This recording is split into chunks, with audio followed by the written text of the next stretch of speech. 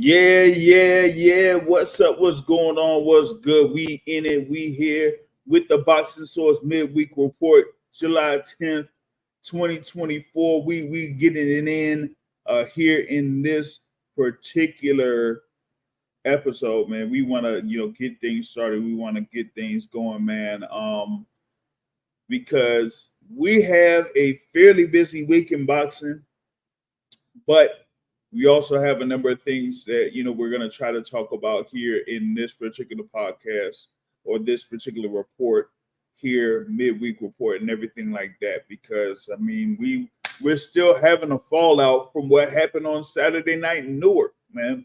Of course, you had the WBC lightweight title fight between Shakur Stevenson and Artem Harutyunyan. Shakur Stevenson going to 12 rounds with Artem Harutyunyan getting a unanimous decision victory and everything like that. But the main thing has been, what happened while the fight was going on and the reactions to the fight that has gotten, everybody almost in an uproar, particularly there with Shakur Stevenson. Big ups to brother Lonnie here, Just Boxing Talk, joining here on the live chat, man. What's good with you? We still having those reactions to that fight, Shakur Stevenson versus Artem Harutyunyan. We had like a breakdown of what went down on the Boxing Source podcast on Sunday. But, it looks like, Shakur Stevenson was back to, being, as he put on the trunks, Shakur Twitterson, right? And he just pretty much went off on a whole lot of people. We went off on who was it? Ishe Smith, went off on like somebody like Marcus Brown. He had some props in reference to who it was, like of course Andre Ward and Terrence Crawford. That's pretty much up and with him. But he kind of like went off against a lot of folks that had been criticizing him. You know what I'm saying? So, over the past few days, that's pretty much been, what's been going down there with Shakur Stevenson, man. He's like really winning against a lot of these folks. You know what I'm saying? But of course, what the thing has been the biggest topic out there, of course, is in reference to the two posts, of course, of It Is What It Is with Cameron and Mase. You feel me? And they had watched the fight and they criticized the fight or criticized the performance there of Shakur Stevenson. And Shakur Stevenson, of course, responded to that. And oh man, see, there's one thing that you don't want to do, at least at this point, is get Cam and Mase started. And that's basically what happened there in their what was it, their July 9th or whatever it was episode of It Is What It Is, man. And well, it looks like they had basically got on them. So I'm gonna see here if I could pull this up. This is fair use or whatever it is. If they get me, then they get me on this, man. Salute to you, Bruce Gasbox, Jazz, and more here. You know what I'm saying? We just get it into it. I'm gonna see if I could break down what's happening here with this clip. So I'm gonna see if I could share it. It's coming off of another account. Hold on, let me see here if I can get it going because I wanted to go ahead and break down some of the stuff that they were saying here. So I'm gonna see here if I could get it going, if it plays and everything like that. So we're gonna go through this particular thing there 7 minutes in. So let's get it cracking. Since it's all comedy, I'm gonna deal with it like comedy, nigga. You hear that? Like I said, nigga, your mother named you after Shakur, nigga. You know I ain't had no problems with the first Shakur. I ain't gonna have no problems with you. Chill out, little nigga. We got the right to have our opinion, and I say that with all due respect, but just keep it where it is, man. Let humor be humor. Let everybody say what they gotta say. You don't like what we said, nigga, box better. Until you beat Tank, it ain't really nothing for you to say. And making threats, I'm gonna just keep it real. If we talking boxing, I got 3 knockouts in All-Star Weekend, nigga. So I got 100% knockout ratings, nigga, on All-Star Weekend if we checking the records, nigga.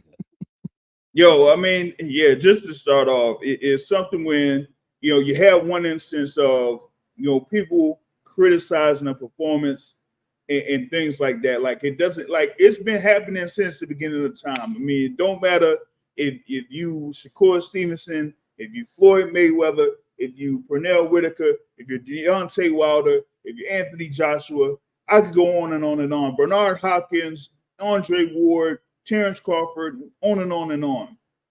But my thing is, like, hey, you ain't gonna be able to have 100% people approving of what you do. So for those that don't approve what you do, what you've been doing, you ain't gotta make an effort to try to get at every single person that criticizes what you do. Just do you. Like, you can't be spending all this time worried about what someone else thinks, or what their opinion is. Hey, it's like they were saying, it's an opinion. Either you could take it and just roll with it, or just do whatever.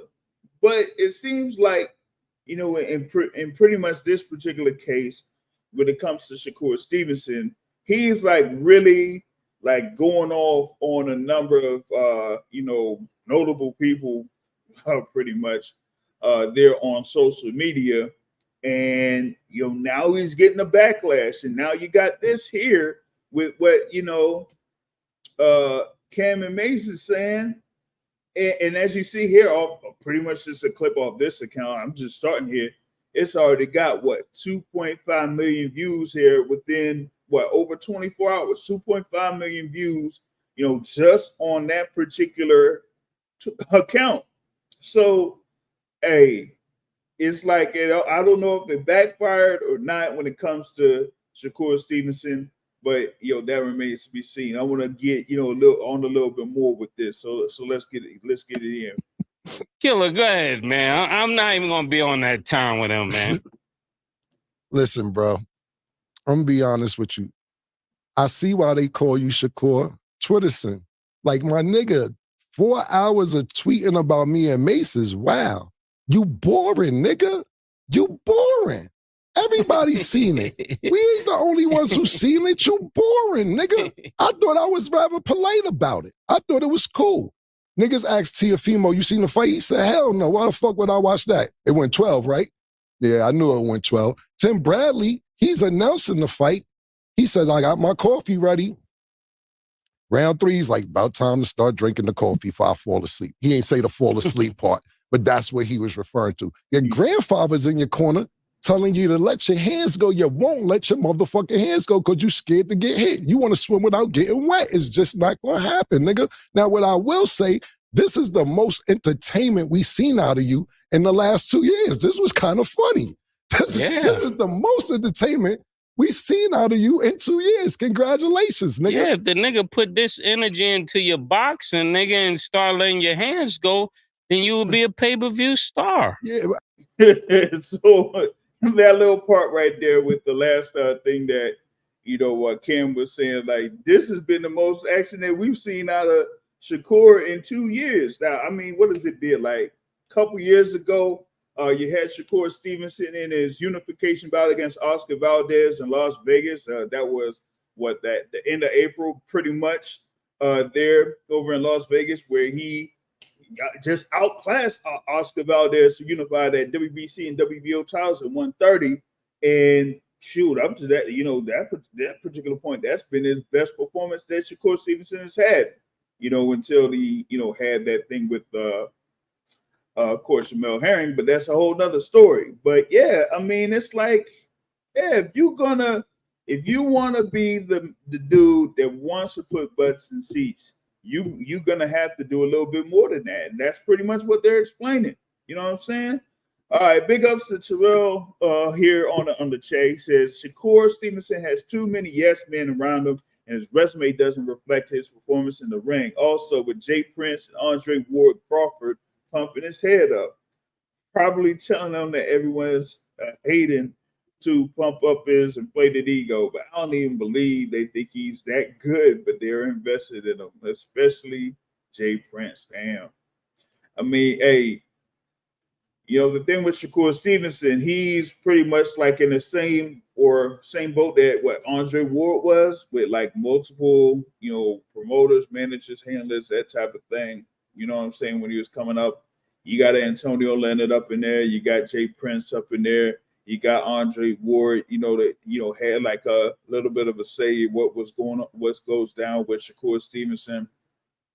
I'm like, yeah, that's way too many hands in the pot. Way too many hands in the pot. Now, I've said that before. So it's like you can't really get much out of, you know, what you basically earning anyway, because you got to pay all them people, you know, but you got to be able to stand on your own, what would I say, stand on your own square and be your own, you know, basically, and see if you could break away or break off from that, you know.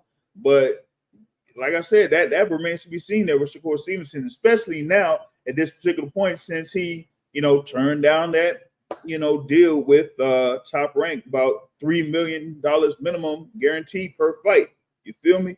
So now it's like, all right, let's see what happens afterwards. Because, you know, hey, if y'all check out the website, theboxingsource.net, you know, there's put down there, you know, part of the rumor mill that he could be facing a mandatory challenger for that WBC lightweight title, you know, even though, you know, of course, with Shakur Stevenson on his account, he pretty much says that's cap, particularly when he says that, you know, that particular fighter that's supposed to be the mandatory had turned down a fight with Shakur Stevenson multiple times. But like I said, we'll see what happens with that. All right, let's get more into this whole clip here with Cam Mase. Well, murder, that ain't gonna happen right now, man. And that's just not gonna happen. The last two fights put a nigga to sleep, my nigga. That's just not gonna happen. The point being is this, nigga, you fighting more after the fight. You just had a fight Saturday. You're losing your damn mind the last 2 days. Trying to fight everybody on Instagram, on Twitter, or everything else because we seen it. We seen it, nigga. Fuck is you talking about? Then you talk about we should glove up. Shut the fuck up. Shut the fuck up. But nigga slap fire out you, nigga. Shut the fuck up. You getting boxing in the streets confused, nigga. For real, nigga. Like, stop getting boxing in the street. Those are two different things, nigga. That is two different things, nigga. Because when a switchblade or something else and everything, you talk about niggas better strap up. Why would you give niggas that heads up? You dumb motherfucker. Fuck out of here, nigga. You out your motherfucking mind. If you want to impress me, step up and wait. Fight to your Fimo in Newark so he can knock your head to Irvington, nigga. Fuck is you talking about, nigga? You ain't. All right, now you see Cam basically going off on that joint, man. You know, particularly, you know, answering the whole thing about what Shakur picking a fight with you know, these dudes talk about, oh, these dudes ain't got no skills, they ain't been in the ring, they ain't touched the ring or nothing like that, man, and all that type of stuff. Like, yo, you don't really need to even try to open that door. I'm just being real. You don't even need to open that door, you know, when it comes to them, man. You know what I'm saying? That's the thing about it, is that, yo, you trying to take it to another level with folks that I'm saying, I'll be real, they know people too. So you can't quite, you know, just say stuff like that off the cuff. But hey, that's what we got here in the social media area. Just being real. That's what we got in the social media area. That you could pretty much like say what you want or whatever it is, or kind of react to whatever someone says, and you know, it could get crazy, but I don't think it will get that bad here in this particular instance. And he said, Terrell says, Cam Mase took it easy on him. It was mostly constructive criticism. But that's my thing, though. If you have constructive criticism initially, then you should be able to take that and try to work on it. How is it any different than people that could be right around you that's saying, hey, you're doing this, you're missing out on this, you could have hit, you could have done this here, or, whatever it is in order for you to be a sharper, more complete fighter. That's the thing about it. Sometimes you got these people that are criticizing you or seeing what you're doing and saying, hey, maybe if you try this, you could be, a more complete fighter, more exciting, whatever it is.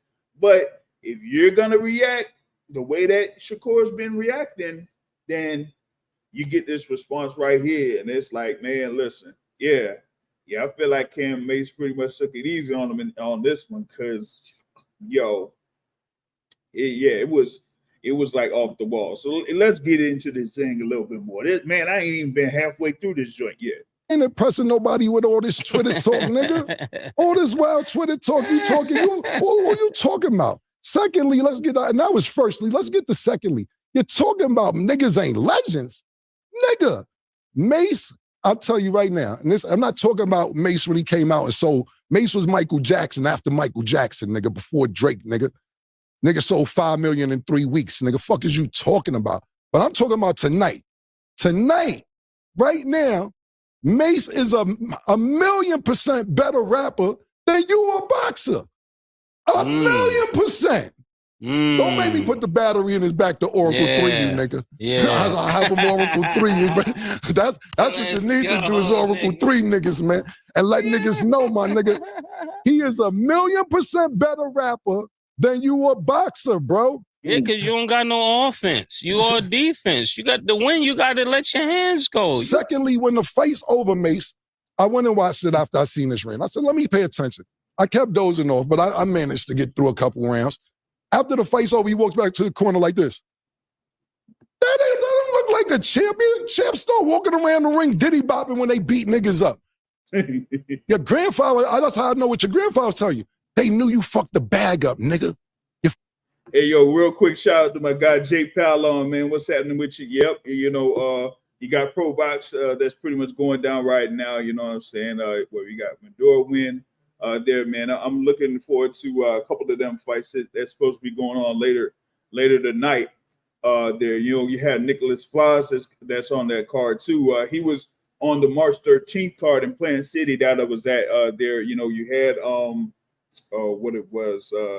Hot Rod Kalajic, that was the main event there against Sullivan Barrera, March 13th. But yeah, you had Nicholas Flores that was able to get a stoppage victory on the last time he was on Pro Box. So you will see if he can get another stoppage here. Y'all can check out Jay Palon and his YouTube channel. He does a lot as far as sports memorabilia, collectibles, talks boxing as well. And other great topics there on his channel, so you could check him out as well. You know what I'm saying? So yeah, y'all go ahead and check out Jay Palon too if you can. So shout out to Jay Palon here on the YouTube chat. All right, let's get more into this thing here, yo. Fuck the bag up, nigga. You supposed to show off, show out. Not only that, you was talking shit before the fight. You was the one before. I'm gonna knock this nigga out. I'm gonna demolish. I'm gonna do all this, and you ain't do nothing you said. That's why niggas is mad. Thirdly, yep. You get booed in your hometown. Don't be mad at them. That's your hometown. How you get mad because you get booed in your hometown, nigga? You know why? Because you left too early. You don't know nobody. Yeah. You can't call a white bread in the building, nigga. Nigga, PT is in the building, nigga. We got project niggas with us in the building, not saying they're in the project, but we got niggas who's still affiliated. From day one. Yeah, all we gotta do is make a call and we affiliated when this stuff comes to Harlem. You know, nigga, I seen an old man, I can't think of his name. And they're not gonna put us against Gillian Wallow. No, that's another thing. First, he tried to pump fake that. First of all, if Gillian Wallow's the voice of the streets, they need to be that. We wouldn't be together without Gillian Wallow, so you wouldn't even put no battery in our back. Salute to Gillian Wallow for even getting us back together. That's first and foremost. I got a few more things to say. Let me stay on this topic. Yeah. You go home, you don't know nobody, you get booed, and then you tell niggas, I don't care what the fans think. Somebody need to tell you what to say, because obviously you don't know what to say. You never say, I don't care what the fans think. That's how you make your dollar. So now you sit there and say, I don't care what the fans think. So niggas like, we don't give a fuck what you think. We ain't paying to see your fight. Now, I don't care what nobody says. It's always good to fight at home, give your hometown crowd love, even though they act like they didn't know you. But it hurts when you're fighting in Newark, which I'm not saying y'all don't deserve a good fight in Newark. First, the MGM, where Tank's fighting at. It hurts. All right, before I get into that whole comparison, I want to get my guy up in here. He's just getting into the building. Y'all know him. He's part of, the whole joint that be going on Twitter, on X with the spaces. He was out there in Newark, on Saturday. So we chopped it up, of course. It's our guy from Brunch Boxing. Brother Matt is in the building. What's happening with you, man? Wow, keep that video playing. Uh-oh. Keep that video playing. Hold up, Matt. Hold up. Oh, yo. It looks like you in the yeah, he's in the looks like he's out the bar tonight. I'm outside. All right. Yeah, because I could barely hear you, man. I could barely hear him. We got to see what's happening with him here in a little bit, man. But yeah, like what Cam was saying there, man. Like, well, number one, the whole little thing about the background of Shakur and Newark, that's something. But like we kind of like hinted at or touched at this on Sunday, right? We was at the fights on Saturday, and if you talk about the main card there on ESPN, right? You have folks out there that were looking forward to seeing Abdullah Mason there when he went up against Luis LeBron. Abdullah Mason handled business. Wasn't even a close fight. 3-round stoppage. That's it. Done. Feel me?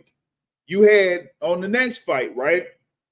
You had a guy from DB3 from Norfolk. He had his folks out there, Keyshawn Davis, right? Number of folks came from Norfolk, and he had some support out there from Newark folks.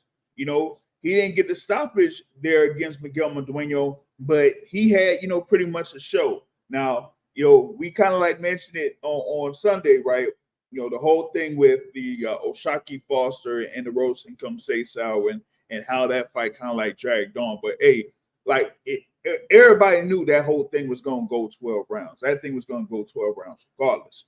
But when it came to this thing here with Shakur Stevenson, as I mentioned on the Boxing Source podcast, a lot of people had a bad taste in their mouths when he fought Edwin De Los Santos.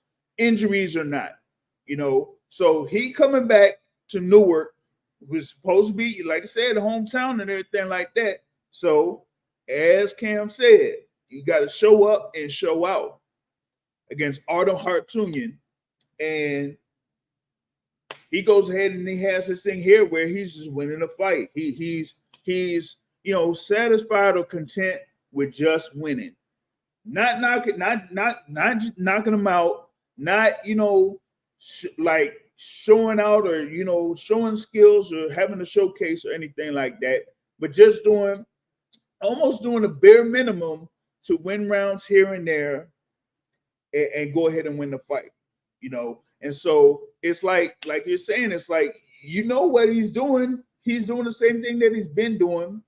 And the fans were like, man, this thing in the bag. We out of here. Like it wasn't like his fight against Shuichiro Yoshino that lasted 6 rounds where he was able to get a stoppage. He knocked him down once. He ended up having the referee stop the fight. Okay, cool. But here against Artem Hartunian, like it wasn't like he could have, really tried to, step on the gas. Like I said before, he didn't even go into second gear against Artem Hartunian. You feel me? And Ken was talking about it. His grandfather's trainer, Wally Moses, is saying, hey, you're going to have to step it up. You're going to have to up the activity or whatever it is. And, Shakur was like, hey, this is a tough guy. He doesn't want to, he doesn't want to cooperate or, comply or anything like that. I'm like, well, you got to force the action, though. You got to force it. You feel me? Like, you got to say that, hey, you know what? I'm a dog in this. I could step it up. I could go to the next level, and I could, you know, at least seriously hurt Artem Harutyunyan and you know, at least put him down to do something with him. But you didn't really see that out of Shakur Stevenson there in that particular fight. Was it a clear decision win? Yeah, sure. But you know, if you're out there and you're trying to be compared to, you know, the elites, you feel me?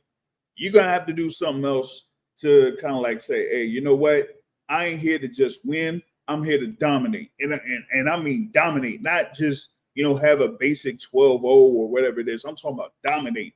You feel me? So that's the thing here that we're trying to look for in Shakur Stevenson here real quick.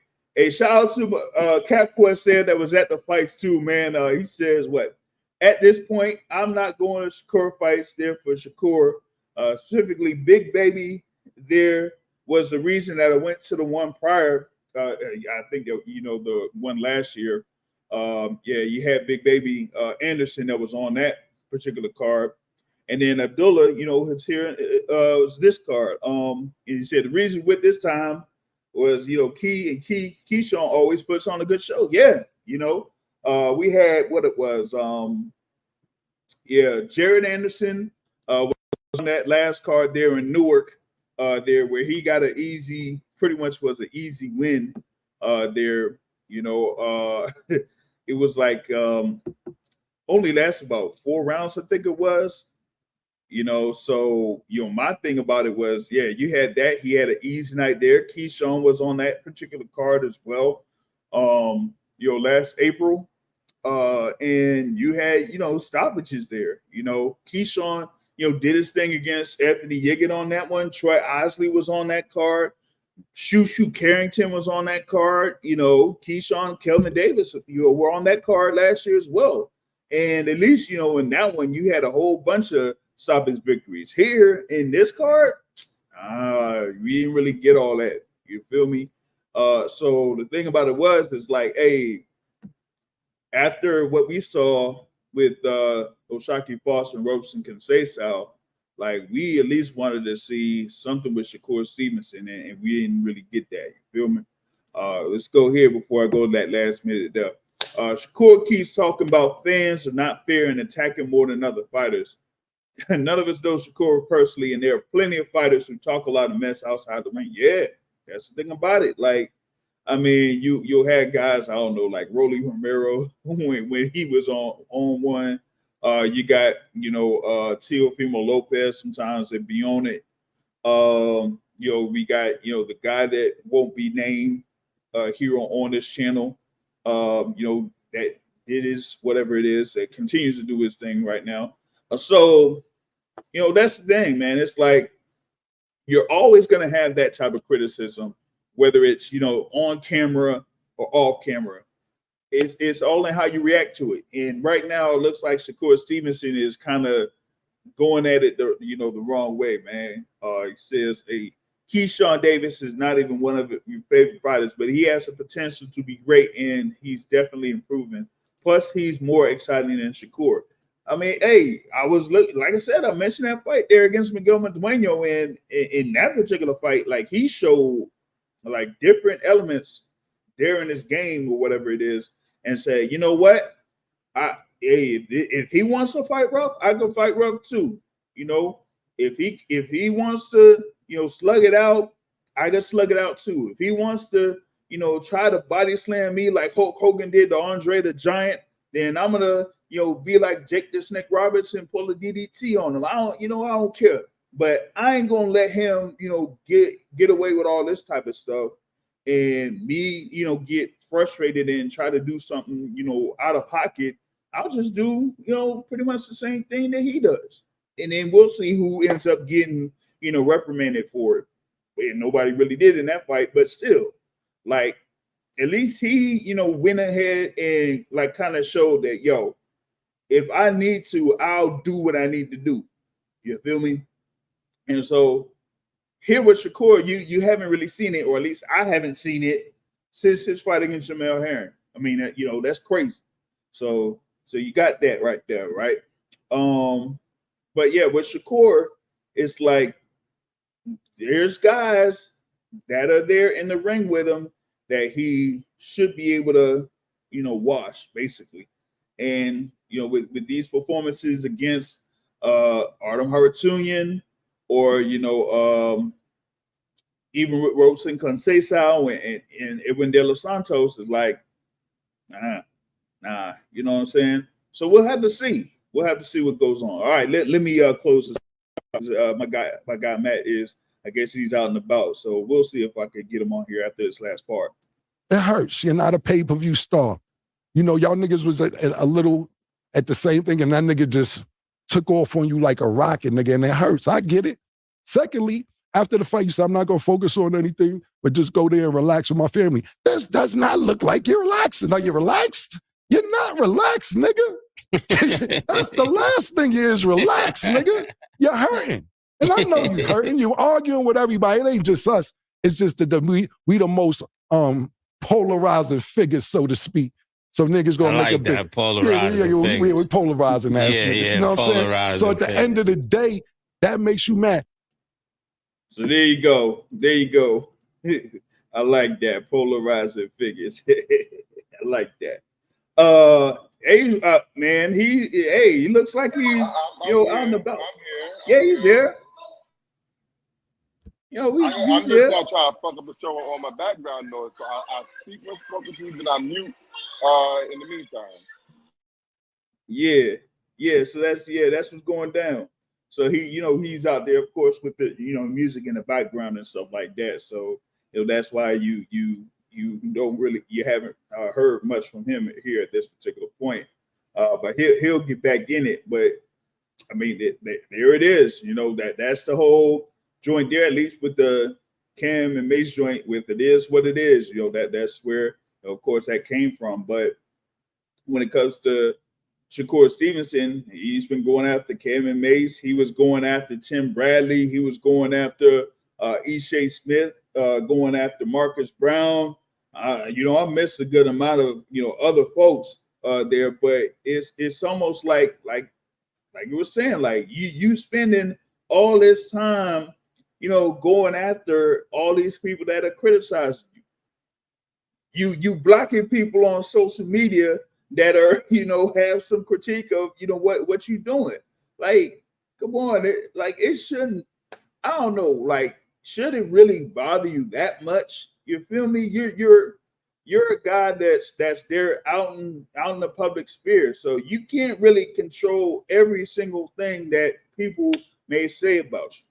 All you can do is handle what you can do. Yeah, if you're gonna be a big star, you can't have rabbit ears.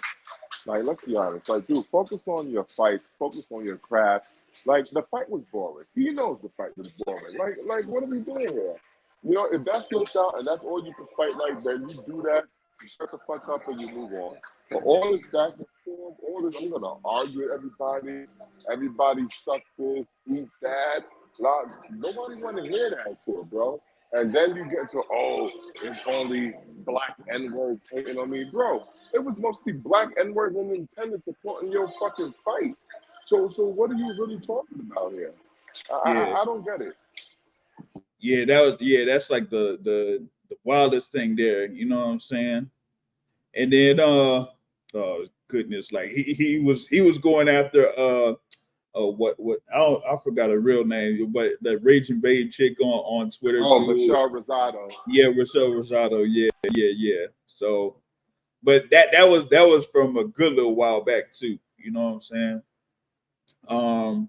But yeah, it's like, come on, like you man, how many joints he done had for like one day, man? Like it's crazy. I'm like. And what's funny is that I think a lot of people would have just moved on from the fight, but he's keeping it alive. He's keeping people talking about it because of the way he's reacting and going after people on social media. So people are digging in like, no, dude, the fight was boring. And it's not a crime to say that the fight was boring. The fight was boring, but you know what? You won, you survived, you did what you said you was going to do, and now we move on. Now fight somebody like William Zepeda, or see if you can steal the tank fight from Lomachenko, get in the ring against someone we care about, and do your form. Just do what you got to do. Yeah, that's the thing. And I was going to mention the whole joint as far as like matchups are concerned, because sometimes the opponent could be the factor there. Like if you matched up against an opponent like I guess maybe against the Artem Harutyunyan, or if they had a 135-pound version of a Sandor Martin, and you're going up against someone like that, then yeah, them fights ain't gonna be all too hot. But if you fight someone that's a little bit more of an aggressor, someone that comes forward a little bit more, is very offensive with their attack, maybe you would come off a little bit better in your performances. Like for example, against Oscar Valdez. I mean, or if you would have had something in there with a Emmanuel Navarrete, like how would you perform against Emmanuel Navarrete if you had something like that? But you won't be able to get that particular opportunity with Navarrete because hey, he lost to Dennis Berincic, so that fight's out the window. That's why folks are kind of like requesting that whole thing there with William Zepeda, who had a fight on the same night against Giovanni Cabrera, handled his business, 3 rounds, didn't even take much at all to get that done. And now it looks like, they may be having a push for William Zepeda to become the mandatory challenger for the WBC lightweight title. That's, pretty much what I had on the rumor mill on the website, theboxingsource.net. So we got to see how that will, eventually materialize if Golden Boy pushes forward and has William Zepeda there as the mandatory challenger there in the WBC. So we got to see what's happening. Shout out Derek, man. He says, hey, low key, this is the best promotions he's had beefing with Cam Mase. Yeah. That was the thing too. I'd say, I'm like, hey, you're able to be put in the spotlight there with Cam Mase, then it's like, all right, now more people are maybe paying attention to you. Now here's the thing. How are you going to build off of that? Because for the past, couple of years or so, particularly online, of course, he's out here, doing his best Kevin Durant impression, or my bad. But he's trying to do his best being a heel, but it's almost like, okay, you want to be a heel, but then you're having fights in your hometown and you want, your hometown folks to support you and all that type of stuff. But it's like, now what? You feel me? And we talked about it on Sunday with the whole thing about him turning down the top ranked deal, 5 fights with at least $3 million guaranteed. We'll see where his direction is after this. But if they go ahead and angle for William Zepeda to be the WBC mandatory, you might end up seeing if they're going to have a purse bid for that particular fight. And if they do, it's going to be real interesting if we actually see how much Shakur Stevenson is worth at that particular point. That's why I would want to see that thing go to purse bid. You feel me? So that's that's how I feel on that, man. You got anything more on it, Matt? See if he's able to hear me, but I don't know. We still there, of course, with all that activity going on. So that's what it is, man. Big ups for everyone listening live here, currently on YouTube and Twitter. Like I said, if you like the content here, hit the like button, whether it's on Twitter or on YouTube. Of course, I got the YouTube channel, interviews, various takes, all that type of stuff there, that's going on right now. Of course, we got, fight week here for Jerron Boots Ennis versus David Avanesyan. Of course, Boots is one of the. You got to stop saying Avanesyan, man. It's Avanesyan. You've been calling Avanesyan. You've been calling Avanesyan for like years now.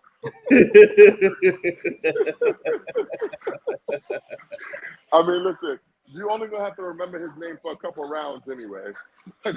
Yeah, about 3 or 4 rounds. You know what I'm saying? Yeah. You're only gonna know about him for like 3 or 4 rounds. Yeah, you gotta put to sleep, but honestly, it's a bad card. It really is. It's a terrible card, but you know what? I want to see Boots. I haven't seen Boots in a while, so it is what it is. Yeah, I mean, we hadn't seen Boots Ennis in a year. Of course, he had his fight in Atlantic City there, where he had the stoppage against Roy Maivia there for the KO. So, and pretty much like nearly like swept Worman Villa up to that particular point there before scoring that knockout. And the thing here that I'm looking for is how is he going to perform against Avanesyan, who kind of like is a mover of sorts. He's Armenian. Had his last fight in 2023 against a guy that had 11 wins, 55 losses, Come on. and 3 draws. Come on. In a 6-round bout, 11 wins, 55 losses, and 3 draws. Hey, that's what they allow sometimes out there in the UK, man. So it's crazy. But you know what's crazy? Each time Avanesyan has got knocked out in the 6th round, he got knocked out by Cavalli Oscar, and he got knocked out by Crawford in the 6th round. So from Boots, I want to see Boots earlier than the 6th round. That would make a statement for this four card. Yeah. I'm looking at maybe 5 rounds that Boots goes ahead and takes them out. You know what I'm saying? Nah, man. Dirk says, hey, PBC Matt hating on Boots now. Nah. He's not. I would never hate on Boots. I'm a big fan of. Just would like to see Boots against somebody that I care about. I don't think it's too much to ask for fighters that we like to fight people that we care. Just do that. I like events. I like big events, and this doesn't fit the bill for me because what's the second best fight on here? Sky Nicholson versus Diana Vargas. You got Jalil Hackett versus Peter Dobson.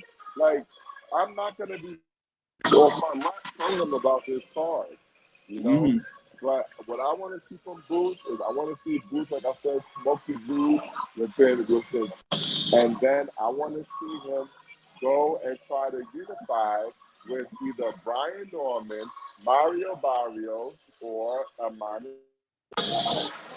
Yeah, man, Sonny on this. Yeah, I mean, that's the thing about it. But we got him under Matchroom Boxing, and you know what they're looking to do. Hey, listen, I got Boots Ennis, and he's gonna get a minimum of $3 million per fight. And now, I have him in a showcase fight against David Avanesyan and whatever it is, and then I'm gonna have him fight Conor Ben.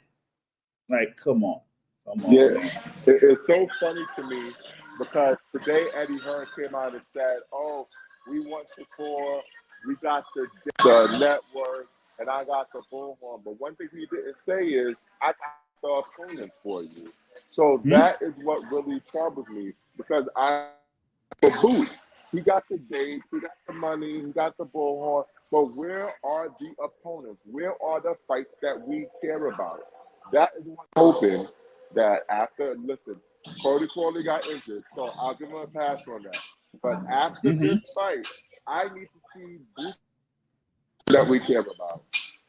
Yeah, I mean, this is the opportunity where Boots Ennis could, pretty much show that he is the top guy in the 147-pound division. And these other matchups are right there, right in front of him. The Brian Normans, the Iamanda Stanionis, the Mario Barrios. Those fights, it's not like, at least to me, it's not like those fights are difficult to put together, that they're difficult to make. Right now, Boots Ennis is pretty much the highest profile fighter there at 147 pounds that has a world title. So we're seeing here, as far as like ticket sales are concerned, that it'll be a pretty packed house there at the Wells Fargo Center in Philadelphia on Saturday. So if he goes out there, does his thing, shows up, shows out, gets a knockout victory, then it's like, okay, on to the next. Let's have another fight at the end of this year, by the end of this year, against one of those champions. Then with Conor Ben, I'm like, come on, why are we resurrecting Conor Ben? Conor Ben was supposed to be fighting Chris Eubank Jr. What happened to all that? You feel me? So that's the thing on that. That's how I feel on it. Like I said, I'm gonna try to get up there in Philadelphia to watch the fight or whatever it is, and we'll see how that goes. Hey, shout out to the subscribe, but ain't no way I'm posting. Ain't no way I'm posting that name on here. No, I don't think so. Listen, I see what's going on in the live chat. Nah, you ain't gonna pull that. No, cause that ain't happening. Hold up, Terrell. Let's see what's happening. What's this? So we can't talk. We can't answer his question though. As far as like the Saudi takeover. Yeah, but the Saudi takeover. We can talk about that. Okay, so supposed takeover. Okay. Yeah, ain't no takeover. Ain't no takeover. That's the short answer. So they messed it. Turkey Sheik was talking too much. He put his plans out there because that guy, that promoter from Matchroom was rubbing off on him out there. He made the other promoters in America realize, hey, yo, you know what? Let's make sure our contracts are right. We can make these fights ourselves without him. Golden Ortiz fight with Bohachuk without him the following week. PBC and Top Rank are working on Tank versus Lomachenko. There's crossover. You already see TGB is on the Virgil Ortiz poster. Okay, so there's gonna be a lot of crossover. So what Turkey Sheik did was he got the other boxer promoters to be like, you know what, screw this guy. We'll put ourselves for years. Let's all work together. Y'all can have your little Saudi boxing league in the UK with Eddie Hearn, but when it comes to the big time boxing, when it comes to the big events, when it comes to the big money and generating revenue, we're gonna do that over here, States by ourselves. Yeah, we're gonna handle all that, on our own. I mean, what we're seeing, at least with one instance, as far as like Heyman advised fighters, they're able to move around and maneuver and be signed in certain places so that they'll be able to get fights.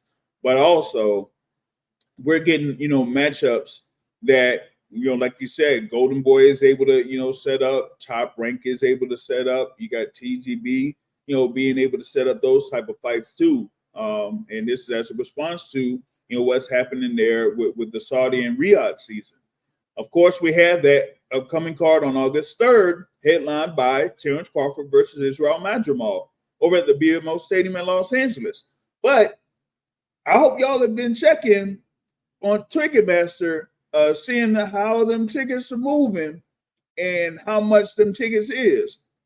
Like, look, folks, I know folks that pretty much be like, I don't know if I'm gonna go over to LA for that particular fight card, even though it's supposed to be, a packed fight card and all that type of stuff with, Andy Ruiz versus Jarrell Miller and Bailey Anderson, Jared Anderson versus Martin Bacoli and Isaac Cruz there versus Rayo Valenzuela, and then headlined by Crawford versus Madrimov. But outside of that,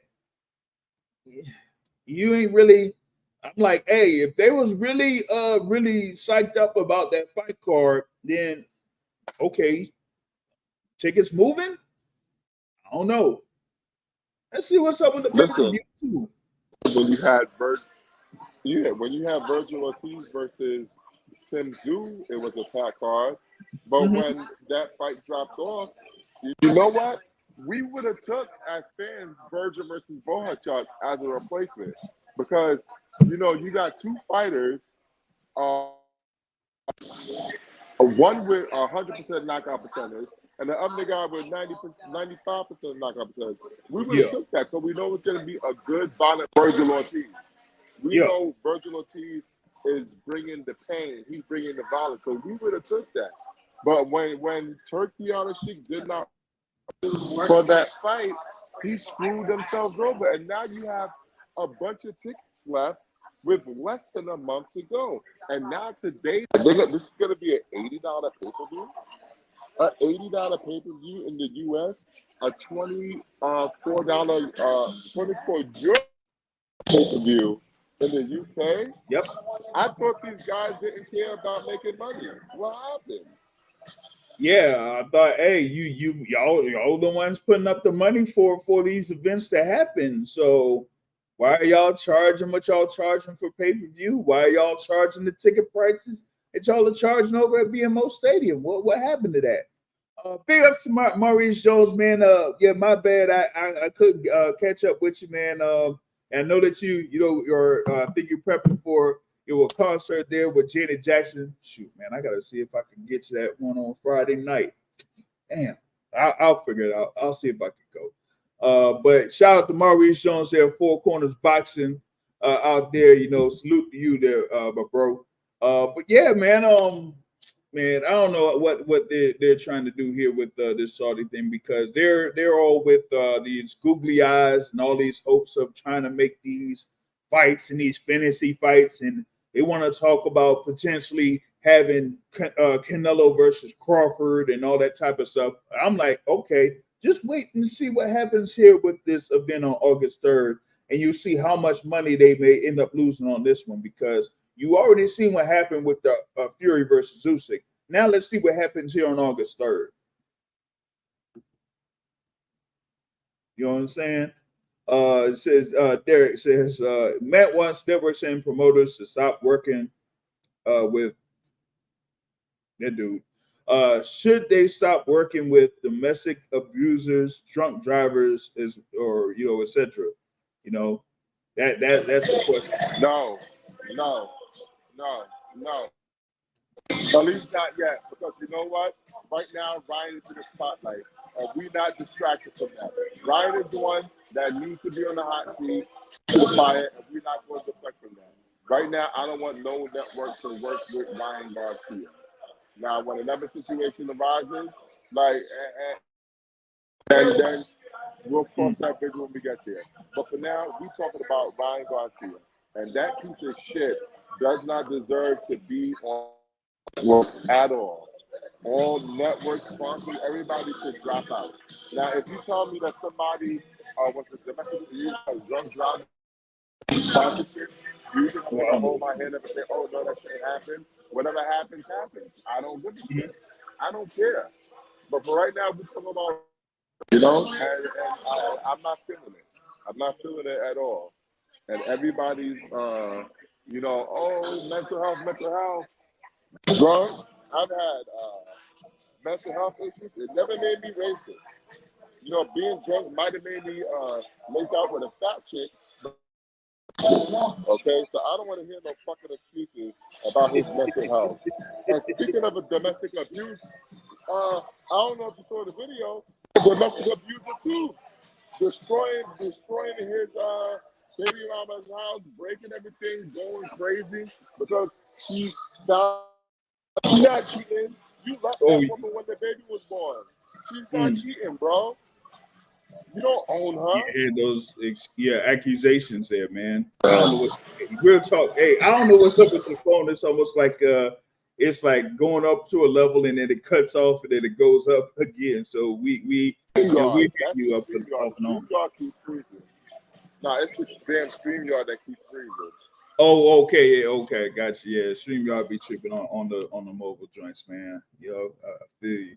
It says Maurice Jones is there at the concert. He says Nelly just finished his performance. He said make the show if I can. I might make the show, but I don't know if I'm gonna go for Nelly. I ain't a fan of him. He says common sense. You make more revenue when the price is lower. Either they're desperate and no revenue is not the same, so they're trying to semi-exploit the real boxing fans. Now, yesterday I kind of spoke about it a little bit on the War Week network there on YouTube with Joseph Herron. I said, like you're paying Terrence Crawford so much money, as Joe was saying. He said the report was that Terrence Crawford was going to be paid $16 million to fight Israel Madrimov at BMO Stadium. $16 million, folks. Crazy. And I was like, why are you charging such and such amount of money to have this thing over at BMO Stadium in Los Angeles, right there off the highway? It's crazy when they could have had it in like Texas or something like that. Yeah, you can still have it in Texas. Like, come on, you know what you know, why not do it over there? You feel me? He says like people listen to us mess with the connection. Man. Yeah, man. It's a crazy situation. It's like you had, you know, Sean Porter say something about it. You had Floyd Mayweather say something about it. I think you had something with Floyd Schofield Sr. saying something about it. Yeah, it's just wild, man. I'm just like I'm with Matt. Like, if y'all want to make a statement, go ahead and just ban Ryan Garcia from everything. Like, all the sanctioning bodies, remove them from the rankings completely. All the networks, don't even, you know, touch them. You know, the sponsorships, anyone who was sponsoring Ryan Garcia, any of those products that pretty much had Ryan there, remove all of those. That's how you make the statement. You feel me? But as of right now, looks like a lot of them are pretty much slow. And you know what I haven't seen yet? Where's the statement? Has anyone seen the statement from Golden Boy Promotions in reference to that guy? I want to know. I don't know. We saw one directly from Oscar. Oscar was like, "Oh, I saw Ryan apologize, so we're gonna try to get him help." That's what Oscar has said. But you know, it wasn't a real apology. It wasn't a real apology, you know. But we know. Listen, we know the history Golden Boy has. We know that Golden Boy PR person that got the email from the reporter calling out him in the N-word, and you know, he's like, "Oh yeah, it's like that's the way they are. That's the way they think." So Yeah. I'm not expecting big things from Golden Boy when it comes to this kind of thing. But I don't think that it's a high bar to not have this guy on the network. I don't think that's too much to ask. Like, he has to feel this somehow. Like, like, all right. So feel like we're talking about drunk driving or whatever, right? Let's say, for example, the drunk driving stuff. Drunk driving, not a great thing. But people are impaired when they're drunk, and they make bad decisions when they're drunk, right? People do that, you know, and we have laws that take care of that, you know. So it is what it is with that, man. Yeah. I think we cannot take for Ryan Garcia. We cannot make excuses for Ryan Garcia. What he said was reprehensible, and I'm done with it. Yeah. Yeah, that is you know, Matt over in the bars and stuff like that. So Jesus, Matt. Goodness gracious. that's usually what happens when you catch Matt on Wednesdays, is when he's at the bar, you kind of like have that. And it's almost like he don't really dodge that.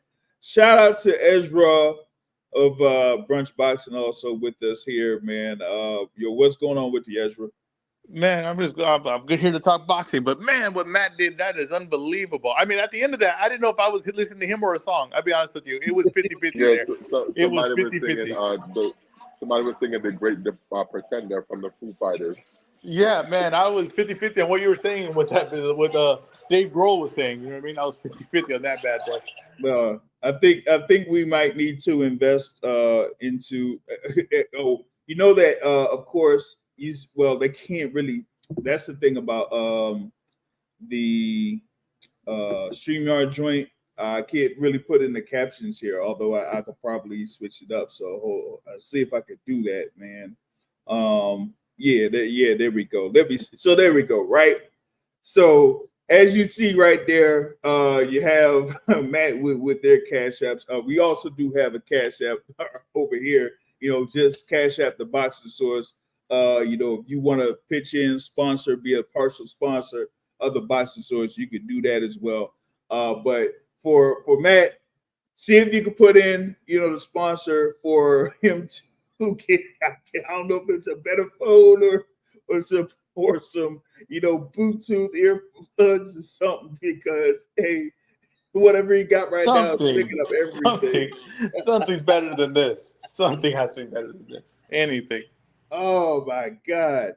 it's wild. It's crazy that, man. But yeah, Ezra, man, what's happening here so far, man? Because we talked about the whole thing with Cam Mase and Shakur Stevenson. Of course, you got Boots versus Avanesyan coming up or whatever it is. So what are your thoughts about at least that upcoming fight?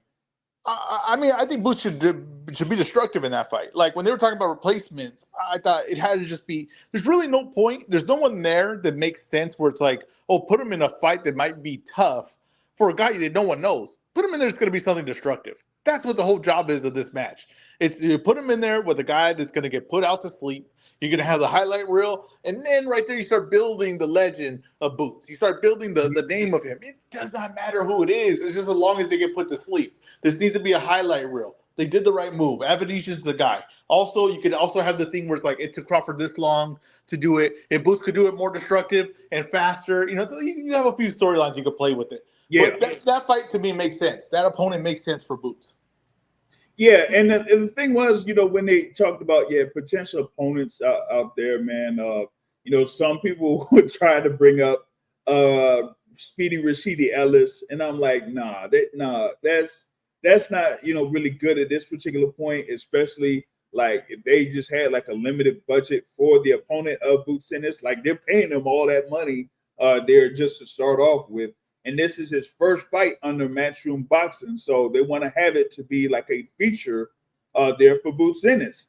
So if you can't have Cody Crowley there as your opponent, you might as well have someone that could give you a similar type of a style as far as like movement is concerned or whatever it is, or where you say, hey, Boots is going to be highly favored to stop him. And so you got David Avanesyan here in this particular instance. So we'll see how that turns out. Hopefully Evstra gets back in here before Matt kind of roasts him up. Okay, he's back. There we go, he's back. You know what? This invested me on an alternate phone as well. It's not just Matt. I need an alternate phone as well. It's unbelievable that if I receive a phone call, this whole thing shuts down. That's the most ridiculous. That's the most ridiculous thing ever. But what were we talking about, group? My bad. What was the next one you want me to touch on? Oh, no, I was talking about in reference to the styles there that you were saying there when it came to having the opponent. So it just makes sense. Like it makes just makes it a sense. feature fight for him. You're gonna have a number of people there in attendance for that. So it's like a showcase fight there for Boots. So at least right now it's looking like pretty good for his first fight under Matchroom Boxing, having this event have a great attendance there. As far as like the card overall, it's one of those Matchroom type of cards where you got a number of filler fights on there. You feel me? But you also have Jalil Hackett, of course, young 21-year-old there, of course, from the DC area, going up against Peter Dobson. That's also going to be a pretty interesting fight there for what is a Continental America's title there for the WBA. They're at welterweight. So I'm really interested to see how Jalil Hackett performs here in this particular instance. And you'll be able to catch interview there with Jalil Hackett that I had on the Boxing Source YouTube page there. So y'all go ahead and check that out. But that's another thing that I'm interested in seeing is Jalil Hackett, how he performs here against Pete Dobson, because Eddie Hearn and Matchroom Boxing said that they had plans there for Jalil Hackett as well. So I'll be really interested to see what happens with that.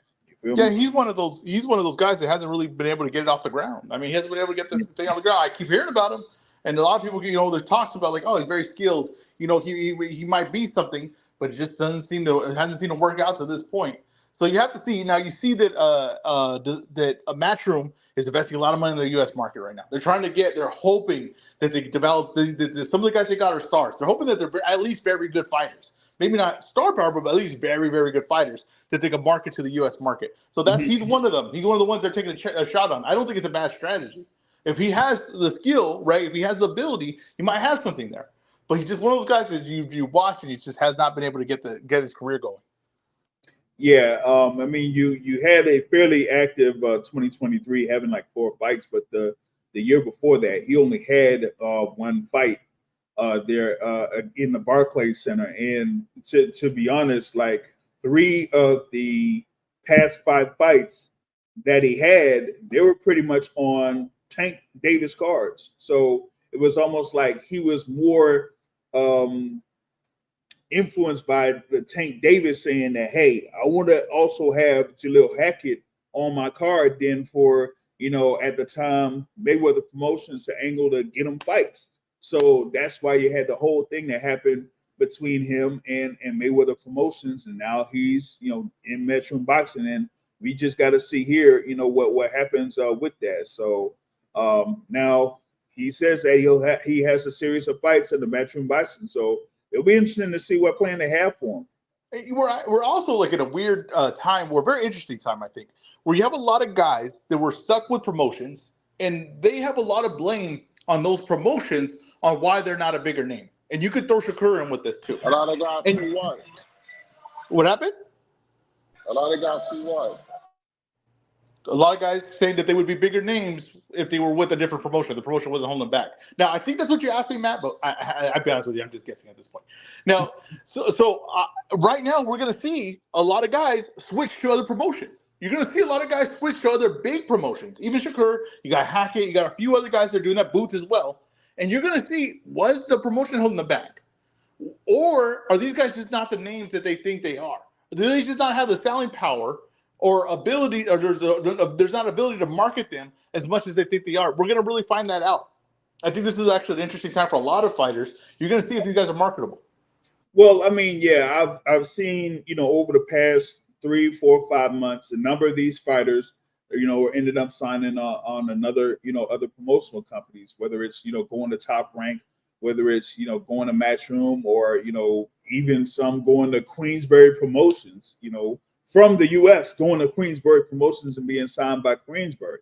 So we're going to see a whole lot of turnaround, here over the next few months, and then seeing like what these fighters are going to do while they're with their, I guess, new promotional companies to see, one, if they get the fights that they're angling to get, or two, if they're able to stay active, because a lot of instances are where fighters are not being able to be active and have, more than 2 fights a year. So now we're going to see how they're going to be able to angle if they end up signing with another promotional company, if they get those amount of fights that they're looking for.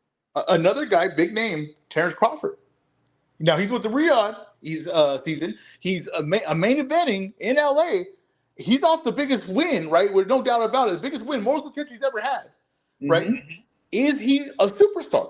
We're gonna find out, because he's the selling point of that card. And it's not like they didn't give him some help. They gave him some help on the undercard. You're gonna find out. Maybe the PBC does have some say. Maybe the PBC does help these guys build their name. Does make these fights just a little bit bigger than they would be. And you're going to find out this guy by himself. Can he sell? Can he sell? But that was the thing. Like, initially, remember, they were supposed to have that fight between Errol Spence and Terrence Crawford, by the end of 2022. And it didn't necessarily happen. And you had, Terrence Crawford had that trial run against David Avanesyan, whatever it was, over in Omaha, right? So he goes and he has whatever guarantee that he has for that particular fight. Then he has the fight against Errol Spence in July of 2023, right? He gets paid whatever he gets paid for that fight against Errol Spence. Now, as I mentioned earlier before you got in, Ezra, they're saying that his guarantee for his fight against Israel Madrimov is $16 million. $16 million wow, my goodness. Fight Israel Madrimov. Now, we'll see how that turns out for him, because like I was saying before, this is, Riyadh season, Turkey Al Sheikh having this, run here as far as like investing in the sport of boxing. But it's only a matter of time where you're looking at these numbers and you're seeing that, negative 3 million, negative 10 million, negative 25 million. You're going to be like, hey, man, this ain't working. And on the flip side, if you're going to have Terrence Crawford being paid $16 million to fight freaking Israel Madrimov, and some people are saying that, hey, you might have a potential fight between Canelo Alvarez and Terrence Crawford, What do people think that Terrence Crawford is going to ask for to fight Canelo Alvarez if he's already getting $16 million to fight Israel Madrimov? Just imagine that. The thing me, Matt, we always say this. Why not put this fight for free? You're not going to get your money back. You're going to take a loss. And you're not, in whatever pay-per-view buys you're going to get, they've been minimal to this point. Now, I don't know what this fight's going to do. Maybe this fight catches some attention to people. But they've been minimal to this point. If you want to advertise that Crawford-Canelo fight, if you want to advertise the Riyadh season in a real way and build people's attention like, hey, someone is trying to take over boxing, someone is trying to do the UFC of boxing, call ESPN, call Fox. Get one of these guys. Tell them you're gonna put the bill on for the fighters. Put this on. Let's see what the ratings are, and let's advertise the Crawford win, and we'll get Canelo there. We'll advertise that. We'll put His Excellency out there talking about how he's gonna take over the sport. Yeah, and there's a claim of Terrence Crawford saying that it's the Terrence Crawford era. So what would be a better way than just have them put out there and regular cable TV or whatnot? Can you hear me? Yeah, I can. Oh, okay, my bad. Yeah, and put it out there and advertise it and get people's attention because they don't do ratings. The one thing about Crawford is like he did ratings on ESPN. He did good numbers. People paid attention to him. Now, will they go and spend their money for it? I don't know. Pay-per-view wise, that hasn't really been proven. Besides, a major fight was spent. But if you put it out there, you put that card on there for free, I think that would really grab attention to people. People would be really interested, and there's some entertaining fights on that card. Such a mistake to me to put this on pay-per-view and all over these pay-per-views and just kind of hide it and not advertise it. Yeah. Don't be on the Zone pay-per-view, ESPN Plus pay-per-view, Sky Sports pay-per-view or whatever it is in the UK, whatnot. Like it goes off of what I thought was going to happen. This was part of the rumor mill, was that initially, when he had this thing as far as like the fight being potentially made, that it would just be on regular DAZN to attract more subscribers to DAZN. Like, why not just have it on regular DAZN for people to buy DAZN to watch it? But no, they want to have it on pay-per-view. It's crazy. If you had all these heavyweight fights they did for free, it would have made way more of an impact and would have been more valuable to the business long term than just making the cents that they made on it, the cents on the dollar that they made on it. It doesn't make any sense to me. And that's the part where I start doubting when they say they have a plan to take over boxing. Well, this right here seems obvious to me. This seems like the move. This seems like if you're really going to make an investment in the sport, this would be the investment. And they're not doing it. So to me, when they say they have a plan, I'm like, well, how much of a plan do they really have? Because all they're doing is making cents on the dollar about a fight that no one's seeing besides highlights on TikTok. I mean, that's just the truth of it.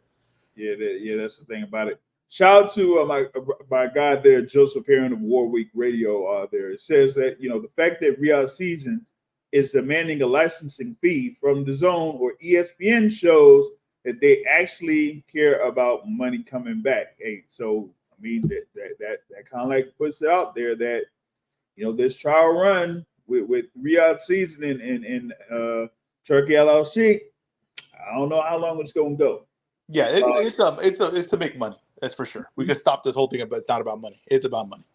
Yeah. So and he says, there's only ESPN or the networks that they made the decision to put it on pay-per-view because of the big licensing fee they're having to pay Riyadh season. So it's that's pretty much like how it breaks down.